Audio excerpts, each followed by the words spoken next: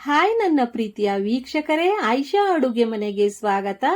ವೀಕ್ಷಕರೇ, ಇವತ್ತು ತುಂಬಾನೇ ರುಚಿಯಾಗಿ ಒಂದು ಹೊಸ ರೆಸಿಪಿಯನ್ನು ನಿಮ್ಮೊಂದಿಗೆ ಹಂಚಿಕೊಳ್ಳುತ್ತಿದ್ದೇನೆ. ಈ ರೆಸಿಪಿ ಒಂದು ಸಲ ನೀವು ಟ್ರೈ ಮಾಡಿ ನೋಡಿದ್ರೆ ಪದೇ ಪದೇ ಈ ರೆಸಿಪಿ ಮಾಡಿ ತಿನ್ನಬೇಕು ಅನ್ಸುತ್ತೆ. ಅಷ್ಟು ರುಚಿಯಾಗಿರುತ್ತೆ ಮತ್ತೆ ಹೆಲ್ದಿ ಕೂಡ. ಬನ್ನಿ ಹಾಗಾದರೆ ಈ ರೆಸಿಪಿ ಹೇಗ್ ಮಾಡೋದು ಅನ್ನೋದನ್ನ ನೋಡೋಣ. ಅದಕ್ಕಿಂತ ಮುಂಚೆ ನನ್ನ ಚಾನಲ್ಗೆ ಸಬ್ಸ್ಕ್ರೈಬ್ ಮಾಡ್ಕೊಂಡಿಲ್ಲ ಅಂದ್ರೆ ಸಬ್ಸ್ಕ್ರೈಬ್ ಮಾಡ್ಕೊಳ್ಳಿ. ಹಾಗೆ ಇಷ್ಟ ಆದಲ್ಲಿ ಲೈಕ್ ಮಾಡಿ. ನೋಡಿ, ಒಂದು ಪ್ಯಾನಲ್ಲಿ 1.5 ಟೀ ಸ್ಪೂನ್ ಅಷ್ಟು ತುಪ್ಪವನ್ನು ಹಾಕೊಳ್ತಾ ಇದ್ದೀನಿ. ಹಾಗೆ 1 ಹಿಡಿಯಷ್ಟು ಸೇವಿಗೆಯನ್ನು ಫ್ರೈ ಮಾಡ್ಕೊಳ್ತಾ ಇದ್ದೀನಿ. ನೋಡಿ, ಡ್ರೈ ರೋಸ್ಟ್ ಮಾಡ್ಕೊಳ್ಬೇಕು. ಸ್ವಲ್ಪನೇ ರೋಸ್ಟ್ ಮಾಡ್ಕೊಂಡ್ರೆ ಸಾಕು. ಕಲರ್ ಚೇಂಜ್ ಆಗೋವರೆಗೂ ಫ್ಲೇಮನ್ನು ಮೀಡಿಯಂ ಆಗಿ ಇಟ್ಕೊಳ್ಬೇಕು.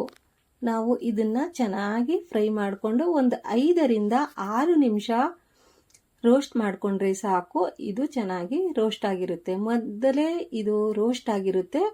ಹಾಗೆ ಮತ್ತೆ ನಾವು ತುಪ್ಪವನ್ನು ಹಾಕಿ ರೋಸ್ಟ್ ಮಾಡ್ಕೊಂಡ್ರೆ ತುಂಬಾನೇ ಗರಿ ಗರಿಯಾಗಿ ಇರುತ್ತೆ. ಇದು ಪಕ್ಕಕ್ಕೆ ಇಟ್ಕೊಳ್ಳೋಣ. ಹಾಗೆ ಇನ್ನೊಂದು ಪ್ಯಾನ್ ತಗೊಳ್ಳೋಣ. ಅದರಲ್ಲಿ ನಾನು ಇಲ್ಲಿ 3/4 ಲೀಟರ್ ಅಷ್ಟು ಹಾಲನ್ನು ಹಾಕೊಳ್ತಾ ಇದ್ದೀನಿ. ಹಾಲು ಹಾಕೊಂಡ್ಮೇಲೆ ಇನ್ನ 1/4 ಲೀಟರ್ ಹಾಲನ್ನು ಹಾಗೆ ಇಟ್ಕೊಂಡಿರ್ತೀನಿ. ಒಂದು ಬೌಲ್ ತಗೊಂಡಿದ್ದೀನಿ. ಅದರಲ್ಲಿ ಕಸ್ಟರ್ಡ್ ಪೌಡರ್ ಅನ್ನು 2 ಟೀ ಸ್ಪೂನ್ ಅಷ್ಟು ಕಸ್ಟರ್ಡ್ ಪೌಡರ್ ಅನ್ನು ಮಿಕ್ಸ್ ಮಾಡ್ಕೊಳ್ತೀನಿ. ತಣ್ಣಗಿರುವ ಹಾಲಲ್ಲಿ ಚೆನ್ನಾಗಿ ಮಿಕ್ಸ್ ಮಾಡ್ಕೊಳ್ಬೇಕು. ಲಮ್ಸ್ ಬರದ ಹಾಗೆ ನಾವು ಚೆನ್ನಾಗಿ ಮಿಕ್ಸ್ ಮಾಡ್ಕೊಳ್ಳೋಣ. ನೋಡಿ, ಈ ರೀತಿ ಚೆನ್ನಾಗಿ ಮಿಕ್ಸ್ ಆಯ್ತಲ್ವಾ? ಇದು ಸೈಡ್ಗೆ ಇಟ್ಕೊಳ್ಬೇಕು. ಇವಾಗ ಹಾಲು ಹೇಗೆ ಕುದೀತಾ ಇದೆ ಅಂತ ನೋಡ್ಕೊಳ್ಳೋಣ. ಬನ್ನಿ. ನೋಡಿ, ಇವಾಗ ಇದು ರೆಡಿ ಆಗಿದೆ ಅಲ್ವಾ? ಇಲ್ಲಿ ಹಾಲು ಕುದಿಯಕ್ಕೆ ಇಟ್ಟಿದ್ವಲ್ಲ, ಇದನ್ನ ಹಾಲು ಚೆನ್ನಾಗಿ ಕುದಿ ಬರ್ತಾ ಇದೆ. ಫ್ಲೇಮು ಮೀಡಿಯಂ ಅಲ್ಲಿ ಇಟ್ಕೊಳ್ಳಿ, ಇಲ್ಲದೇ ಇದ್ರೆ ಹಾಲು ಚೆನ್ನಾಗಿ ಮೇಲ್ಗಡೆ ಉಕ್ಕೋಗುತ್ತೆ. ನೋಡಿ, ಇವಾಗ ಹಾಲು ಕುದೀತಾ ಇದೆಯಲ್ವಾ? ಇದಕ್ಕೆ ನಾವು ಸಕ್ಕರೆಯನ್ನು ಹಾಕೊಳ್ಬೇಕು. 4 ಟೀ ಸ್ಪೂನ್ ಸಕ್ಕರೆಯನ್ನು ಹಾಕೊಂಡ್ರೆ ಸಾಕು. ಸಿಹಿ ಜಾಸ್ತಿ ಬೇಕು ಅಂದ್ರೆ ನೀವು ಇನ್ನ ಜಾಸ್ತಿ 1-2 ಟೀ ಸ್ಪೂನ್ ಜಾಸ್ತಿ ಸಕ್ಕರೆಯನ್ನು ತಗೊಳ್ಳಿ. ಇವಾಗ ಹಾಲು ಉಕ್ತಾ ಇದೆಯಲ್ವಾ? ಸಕ್ಕರೆಯನ್ನು ಕರಗೋಗಿದೆ. ಸಕ್ಕರೆ ಕರಗದ್ಮೇಲೆ ಇದಕ್ಕೆ ನಾವು ಫ್ಲೇಮು ಲೋನಲ್ಲಿ ಇಟ್ಕೊಳ್ಬೇಕು. ಸ್ವಲ್ಪನೇ ಕಸ್ಟರ್ಡ್ ಪೌಡರ್ ಮಿಕ್ಸ್ ಮಾಡಿರುವಂತಹ ಹಾಲು ಇದೆಯಲ್ವಾ?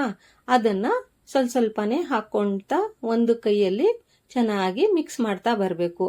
ನೋಡಿ, ಇವಾಗ ಚೆನ್ನಾಗಿ ಮಿಕ್ಸ್ ಆಗ್ತಾ ಇದೆಯಲ್ವಾ? ಮಿಕ್ಸ್ ಆದ್ಮೇಲೆ ಫ್ಲೇಮು ಇವಾಗ ಮೀಡಿಯಂ ಅಲ್ಲಿ ಇಟ್ಕೊಳ್ಳಿ.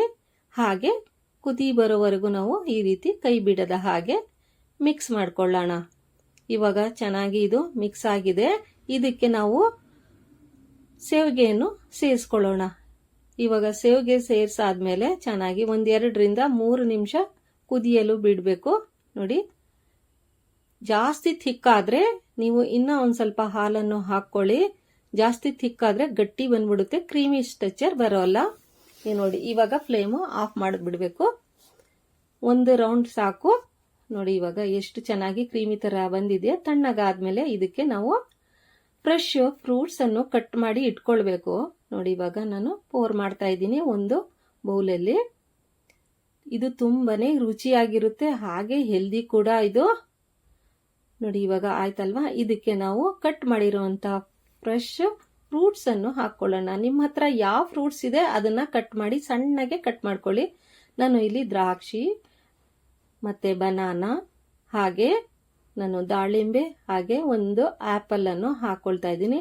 ಅದರ ಜೊತೆಗೆ ಡ್ರೈ ಫ್ರೂಟ್ಸ್ ಸುಧಾ ಹಾಕೊಳ್ತಾ ಇದ್ದೀನಿ. ಕಟ್ ಮಾಡಿರುವಂತ ಚಿಕ್ಕದಾಗಿ ಖರ್ಜೂರ, ಹಾಗೆ ಬಾದಾಮಿ ಮತ್ತೆ ಗೋಡಂಬಿ ಎಲ್ಲಾನು ಸ್ವಲ್ಪ ಹಾಕೊಳ್ತಾ ಇದ್ದೀನಿ. ಇದು ಚೆನ್ನಾಗಿ ಕ್ರಂಚಿಯಾಗಿ ಇರುತ್ತೆ. ನೋಡಿ, ಇವಾಗ ಎಲ್ಲ ಮಿಕ್ಸ್ ಮಾಡ್ಕೊಳ್ಳೋಣ. ಮಿಕ್ಸ್ ಆದ್ಮೇಲೆ ಇದಕ್ಕೆ ಮತ್ತೆ ಇನ್ನ ಒಂದು ಇಂಗ್ರೀಡಿಯೆಂಟ್ ಇದೆ. ಅದು ತುಂಬಾನೇ ರಿಚ್ ಕೊಡುತ್ತೆ. ನೋಡಿ, ಇವಾಗ ಎಲ್ಲ ಮಿಕ್ಸ್ ಆಯ್ತಲ್ವಾ? ವೀಕ್ಷಕರೇ, ಈ ವಿಡಿಯೋ ಇಷ್ಟ ಆಗ್ತಾ ಇದೆಯಲ್ವಾ? ಇಷ್ಟ ಆದ್ರೆ ಆಯಿಷಾ ಅಡುಗೆ ಮನೆಗೆ ಸಬ್ಸ್ಕ್ರೈಬ್ ಮಾಡ್ಕೊಳ್ಳಿ. ಹೊಸ ವಿಡಿಯೋಗಳು ನಿಮ್ಮೊಂದಿಗೆ ನಾನು ತರ್ತಾ ಇರುತ್ತೀನಿ. ನೋಡಿ, ಇವಾಗ ಎಷ್ಟು ಥಿಕ್ನೆಸ್ ಆಗಿ ಮತ್ತೆ ಕ್ರೀಮಿಯಾಗಿ ಬಂದಿದೆ ಅಂತ ಬಾಯಲ್ಲಿ ನೀರು ಬರ್ತಾ ಇದೆಯಲ್ವಾ? ನೋಡ್ತಾನೆ ತಕ್ಷಣ ನೀವು ಈ ರೀತಿ ಮಾಡಿ ತಿನ್ನಿ. ಹಾಗೆ ಕಮೆಂಟ್ ಸೆಕ್ಷನ್ ಅಲ್ಲಿ ಕಮೆಂಟ್ ಮಾಡಿ. ಮೇಲ್ಗಡೆಯಿಂದ ನಾನು ಸ್ವಲ್ಪ ಡ್ರೈ ಫ್ರೂಟ್ಸ್ ಹಾಕ್ತಾ ಇದ್ದೀನಿ. ನೋಡಿ ಇವಾಗ ಖರ್ಜೂರವನ್ನು ಹಾಕ್ಕೊಳ್ತಾ ಇದ್ದೀನಿ. ಹಾಗೆ ಸ್ವಲ್ಪ ಪಿಸ್ತಾ, ನೀವು ಸ್ಕಿಪ್ ಕೂಡ ಮಾಡಬಹುದು. ನಿಮ್ಮ ಹತ್ರ ಯಾವ ಫ್ರೂಟ್ಸ್ ಇದೆ ಅದರಲ್ಲೂ ಸಹ ಇದು ತುಂಬಾನೇ ಚೆನ್ನಾಗಿ ರುಚಿ ಬರುತ್ತೆ. ನೋಡಿ ಇವಾಗ ಪಿಷ್ಟವನ್ನು ಹಾಕ್ಕೊಂಡಿದ್ದೀನಿಲ್ಲ, ಕೊನೆಯಲ್ಲಿ ನಾನು ಹನಿಯನ್ನು ಹಾಕ್ಕೊಳ್ತಾ ಇದ್ದೀನಿ, ಅಂದರೆ ಜೇನುತುಪ್ಪವನ್ನು ಹಾಕ್ಕೊಳ್ತಾ ಇದ್ದೀನಿ. ವಿಡಿಯೋ ಇಷ್ಟ ಆಯ್ತಲ್ವಾ? ಇಷ್ಟ ಆದರೆ ಒಂದು ಲೈಕ್ ಮಾಡ್ಕೊಳ್ಳಿ. ಹಾಗೆ ಕಮೆಂಟ್ ಸೆಕ್ಷನಲ್ಲಿ ಕಮೆಂಟ್ ಮಾಡಿ, ನಿಮ್ಮ ಫ್ರೆಂಡ್ಸ್ಗಳಿಗೂ ಶೇರ್ ಮಾಡಿ. ನೋಡಿ ರೆಡಿ ಆಯಿತು. Thank you for watching. Take care.